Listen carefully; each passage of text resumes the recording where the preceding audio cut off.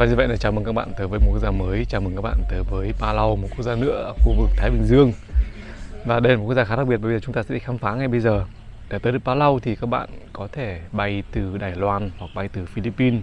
Một điều rất đặc biệt về quốc gia này đó là trước khi chuẩn bị hạ cánh thì tất cả các hãng không có chuyến bay tới Palau phải bắt buộc bật cho khách hàng xem một cái đoạn phim giới thiệu về công tác bảo vệ môi trường của quốc gia này.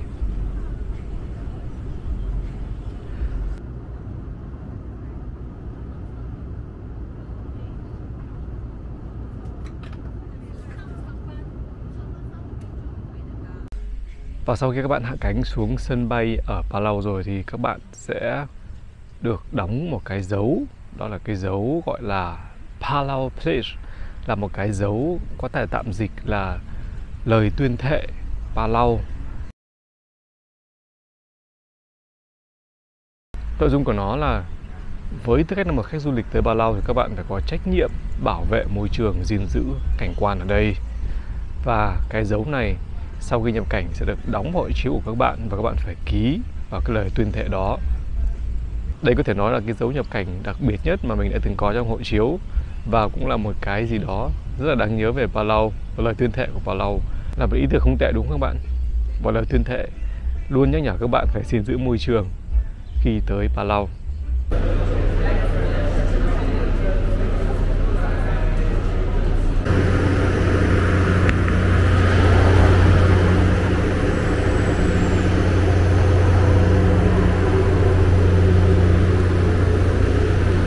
Và như vậy là mình đã có mặt ở Palau. Xin chào mừng các bạn tới với Palau. Đã trên đường về khách sạn.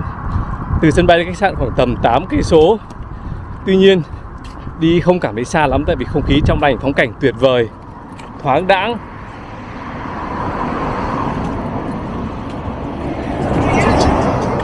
Và hai bên toàn là biển, thiên nhiên, rừng, rất là hài hòa và tuyệt vời.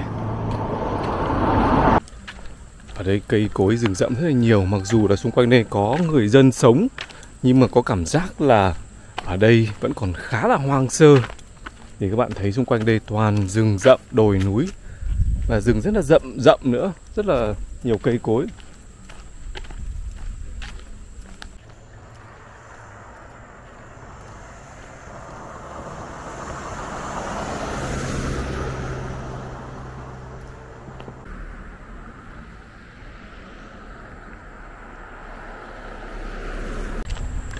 Và nhà cửa thì cũng rất là thưa thớt nữa. Thi thoảng có một ngôi nhà nằm lọt thỏm giữa những cánh rừng này, rất là rậm. Và bên cạnh đó là đường đi, có thể là đường quốc lộ, một đường chính ở quốc đảo này. Các bạn hãy xem bà cụ người Palau này, cụ vẫn lái xe, cụ rất là già này, cụ về 90 tuổi rồi, 80 mấy tuổi rồi. I drive, but night time I don't drive. Ah, okay. You drive during daytime. Where are you going? I'm going to see my Bangladesh at the farm. You're from Bangladesh? No, my worker of Bangladesh. I'm Palau. Your guest from Bangladesh, but you're from Palau. Okay, I thought you're going to Coral. No, so I'm going to farm there. All right. Beside the airport. I see. Okay. Thank you. Thank you. Have a nice day. Thank you. Bye bye. Bye bye. Một cụ bà người Palau là vẫn còn lái xe rất là khỏe. Cũng là một trường hợp khá hiếm, tại vì là các bạn biết là người dân ở đây thường họ có thân hình rất là vạm vỡ, rất là phì nhiêu. Mà cụ già như vậy mà thân hình mảnh khảnh khỏe mạnh như vậy là cũng khá là hiếm ở khu vực Thái Bình Dương này.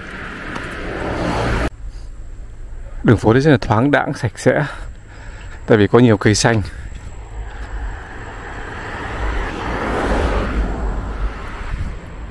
Đây là có vẻ như khu nông thôn, có một dạng cau khá giống với Việt Nam. Và có một loại quả này là cái quả mà rất nhiều khu vực này, nó là quả nhào.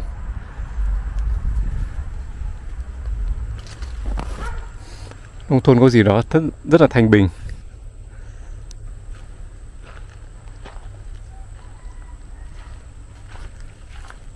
Palau.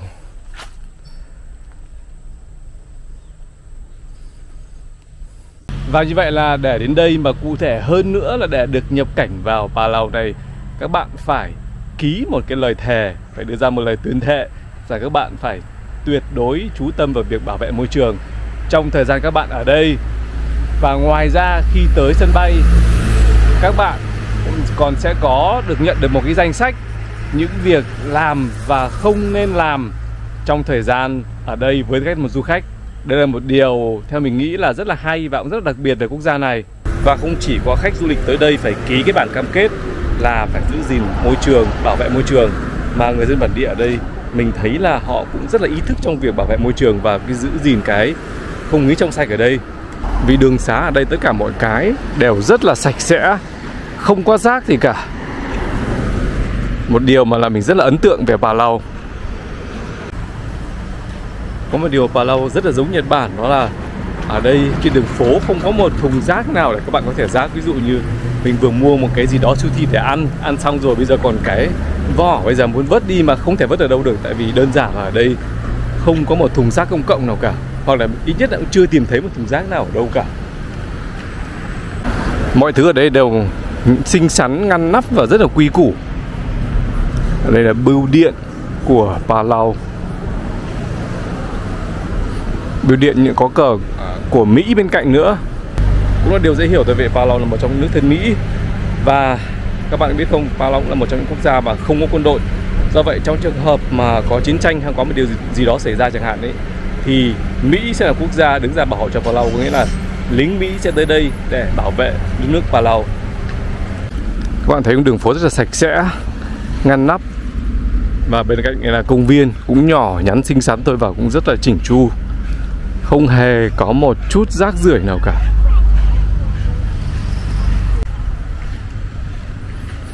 Đây là một công viên nho nhỏ.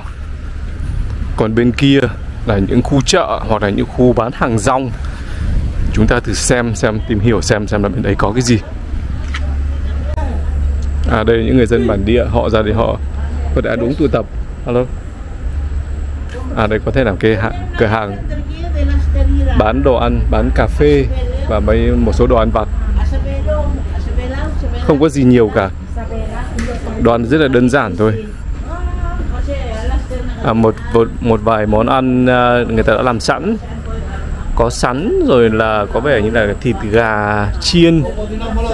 Nói chung một vài thứ linh tinh không có gì đáng kể cả. Và một vài gói mì tôm. Đây là tất cả những đồ ăn vặt, đồ ăn đường phố của Palau. Khả năng đây chủ yếu đây là nơi người dân ra đây hóng mát thì hơn. Những cái căn tròi họ trang trí rất là đẹp. Đây các bạn thấy chủ yếu là đây có thể gọi là khu chợ để cho người dân ra đây hóng mát, ngồi tán gẫu. Đây có thể là một khu chợ sáng họ họp.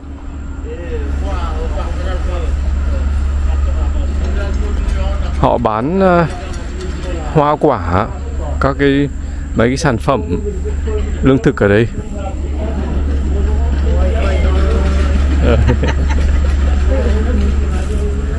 Bên này còn một cửa hàng bán đồ ăn, đồ uống, cà phê, cà pháo, linh tinh nữa. Cô chủ có vẻ không phải là người bản địa. Và hiện nay chúng ta đang ở thành phố Koro. Thành phố Koro không phải thủ đô của Palau, tuy nhiên đây là thành phố lớn nhất ở đây. Và chỗ này gọi là trung tâm của cái thành phố này.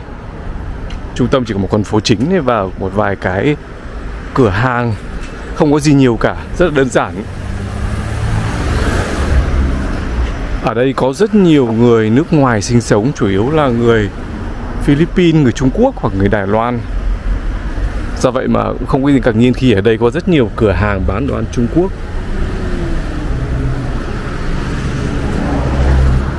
Đây là khách sạn Palau, là một trong những khách sạn cũng khá là to ở đây. Đây có tất cả những cái gì mà các bạn có thể mua, đồ ăn vặt, trà sữa rồi là sinh tố, tất cả mọi cái đều có. Đây là khách sạn Palau.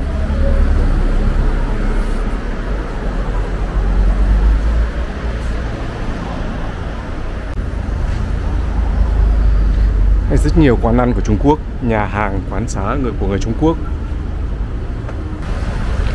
Do vậy mà nhiều khi có cảm giác là như đang ở Đài Loan hoặc ở một thành phố, một tỉnh nào đó của Trung Quốc, chứ không phải đang ở quốc đảo Palau. Chúng ta đang ở thành phố Koro. Thành phố này trước kia là thủ đô của Palau. Xong cách đây khoảng gần 20 năm thì quốc gia này đã chuyển thủ đô tới một thành phố khác gần đây tên là Melekeok. Và điều đặc biệt là thành phố thủ đô mới của Palau này chỉ có vỏn vẹn 250 người dân, khiến Palau trở thành quốc gia có thủ đô với dân số ít nhất trên thế giới.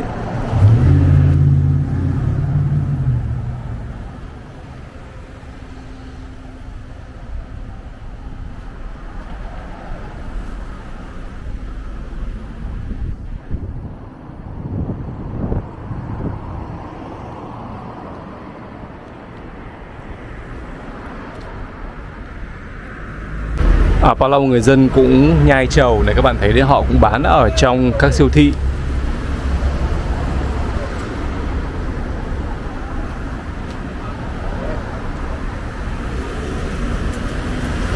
Tuy nhiên đấy có sự khác biệt rõ ràng với các quốc gia khác ở khu vực Thái Bình Dương. Đó là người ta giữ vệ sinh tuyệt đối ở đây. Không ai nhai trầu và nhổ toẹt ra đường làm bẩn, mất vệ sinh như các nước khác. Ngoài Mỹ ra thì Đài Loan và Nhật Bản là hai nước tài trợ rất nhiều cho Palau.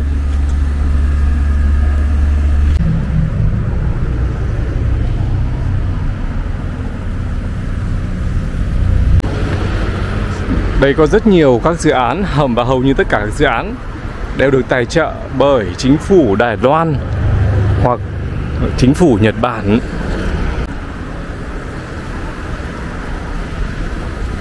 Ví dụ đây là cái dự án cải tạo cái tòa nhà của tòa án tối cao ở Palau do chính phủ Nhật tài trợ. Vì cái tòa nhà này trông cũ kỹ và đã xuống cấp.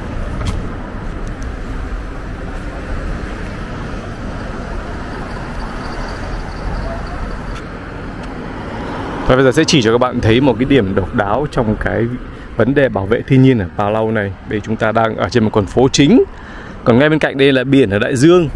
Và các bạn có biết ở ngay dưới này là cái gì không? Các bạn có thể để ý ở dưới này, có thể nhìn rất rõ là những dặng san hô mọc rất là nhiều, và xung quanh đó là có rất nhiều các loại cá đủ màu xanh, đỏ, tím, vàng nó bơi. Ở kia con cá to dài, rất là dài. Không biết các bạn có nhìn rõ không?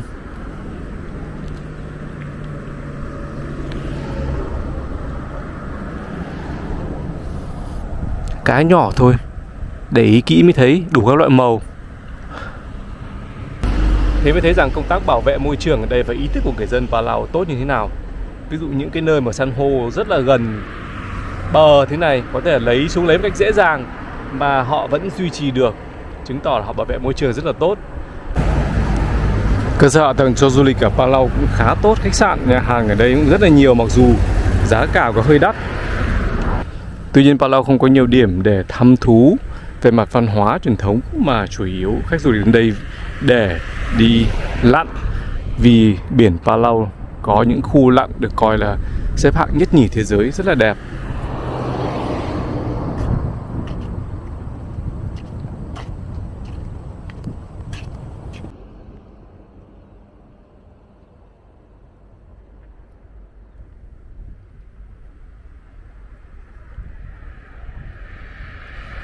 Ở cùng với Nhật Bản, Bangladesh thì cờ của Palau cũng có hình một dấu chấm ở giữa.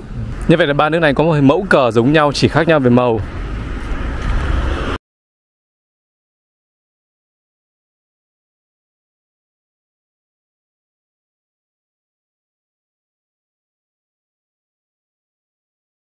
Còn ở đây là một bảo tàng ngoài trời trưng bày những con sò khổng lồ như thế này, rất là to. Và ở đây khả năng đã từng là một công trình nào đó. Bây giờ họ trưng bày những vỏ sò ở đây.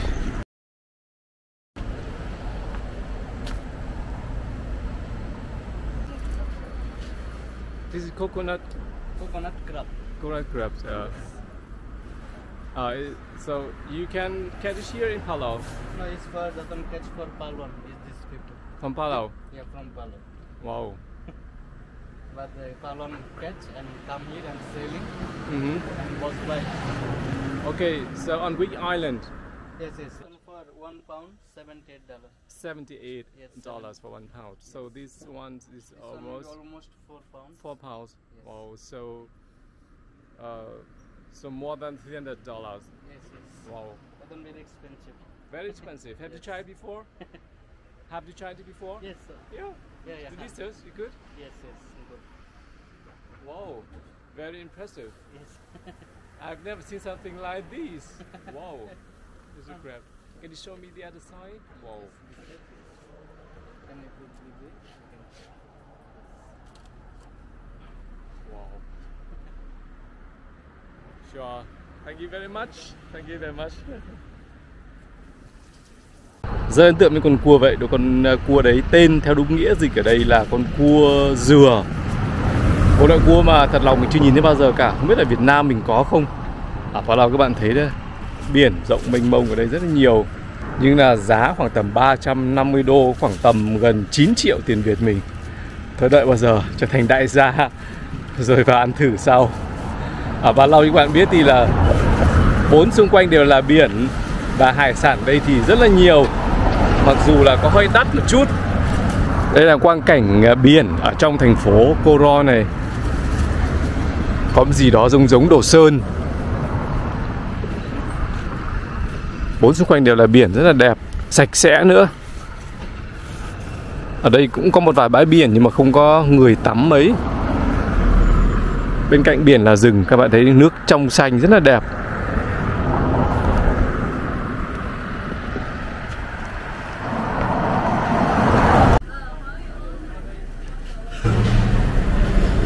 Ở Palau cửa hàng cửa hiệu và đồ ăn thức uống đầy đủ. Tuy nhiên giá cả ở đây khá là đắt đỏ. Cũng dễ hiểu tại vì là đa số các loại thực phẩm họ đều nhập khẩu từ các quốc gia khác về, ví dụ từ Mỹ, từ Đài Loan chẳng hạn. Do vậy mà giá cả ở đây rất là đắt.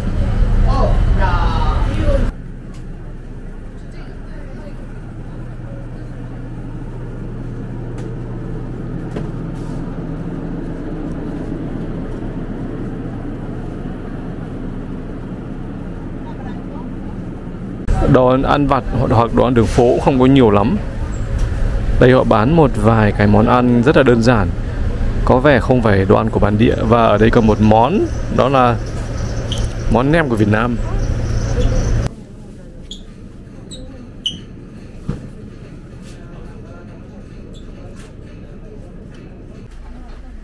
Và ngoài ra trong siêu thị này còn rất nhiều sản phẩm của Việt Nam hoặc có liên quan tới Việt Nam nữa. Từ những loại sản phẩm ví dụ như là dầu gội đầu đến các loại thức ăn vặt như thế này. Đây như là một loại thạch. Đấy, các loại thức ăn mà rất phổ biến của Việt Nam, ví dụ như bún, miến. Hoặc đây là bánh tráng. Rất nhiều bún, miến. Và một số loại sốt.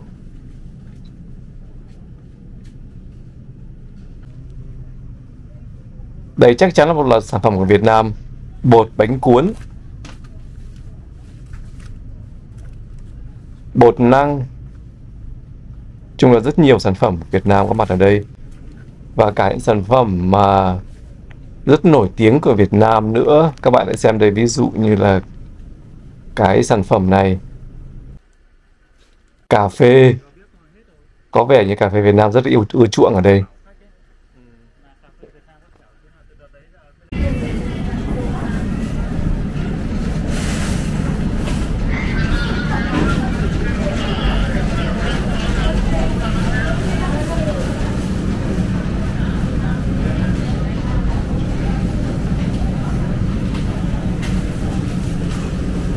Rất nhiều gạo của Việt Nam, đại đa số các loại gạo đây đều xuất khẩu từ Việt Nam.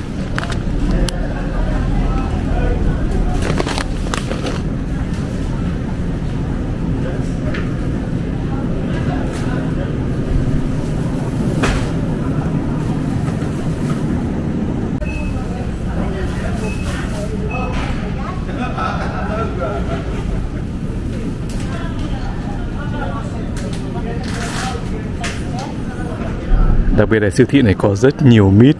chín thơm và to ngon.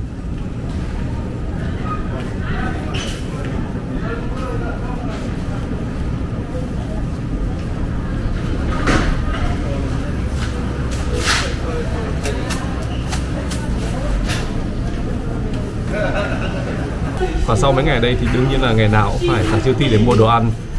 Và cô bán hàng, cô làm việc với tính tiền kia rất là thân thiện, cởi mở. Và lần nào ra tính tiền cô ấy cũng hỏi người nước nào. Và sau khi bảo là người Việt Nam ấy thì cô tỏ ra thái độ rất là vui mừng, phấn khởi và trò chuyện. Và ngày nào ra đây cũng gặp nói chuyện. Do vậy mà mình bây giờ muốn hỏi người dân ở đây xem là họ có cảm tưởng gì, nghĩ gì về người Việt Nam chúng ta. Yeah, we do. We just have a customer from Vietnamese. So there are Vietnam here in Palau. And so I met them, and they're really friendly and they're really nice. So they're really attracted to the Palauan customs and stuff like that. Okay.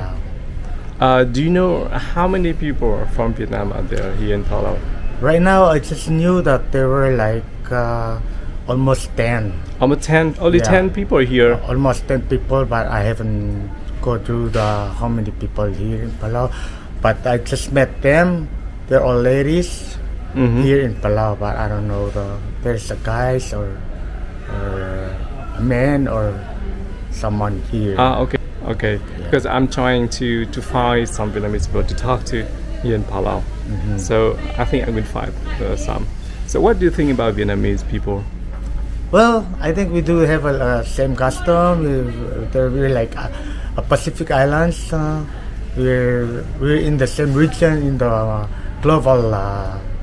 So as I saw them, we're like we're same people. Same people. We're like Palauans. When we go to, we have the same something much to be same as the customs. Yeah, they're really nice. Yeah. They're nice people. Yeah, they're so nice. Maybe a quite sensitive question, but what do you think about Vietnamese compared to other people from China or from other countries, the Philippines, Bangladesh? Well, as I consider them, as I saw the Vietnamese and I asked them when they came to the store and I asked them, they're like they're different from Chinese and Taiwanese. They're different. They're different. In which regard? Yeah, and how different? The way they do act, they have they respect. They really respect. They're kind. They're not like when they talk. They're like. When they talk, it's like they have a small voice when they talk each other. They talk to us, but not Chinese and Taiwanese. They're just yelling and stuff like that. So really? Yeah. So they're very loud. They're different. They're too different. They just mind their own business. They don't mind somebody, and they don't give every nice words to the people. Yeah. Okay. Thank you very much for You're your welcome, sir. opinion on Hi, Vietnamese. nice to meet you. My name is Machelan. Nice to meet you. I'm Nora. Company, and nice to meet you. When you come back to Palau, just look for me. All right. Okay, I will. Thank you very much. Have a great day. You okay. too. Oh well, I've just met them here and they're really nice. I forgot some of their names, but I'm familiar with their faces. You remember the face? Yeah. You're from Palau? Yeah, I'm from Palau. Yeah. So it's been good. I mean, I just met some of them and that short lady. Yeah. The church lady? Yeah. Good people. Yeah, they're very nice people. Somewhat our cultures and stuff are somewhat the same. Yeah.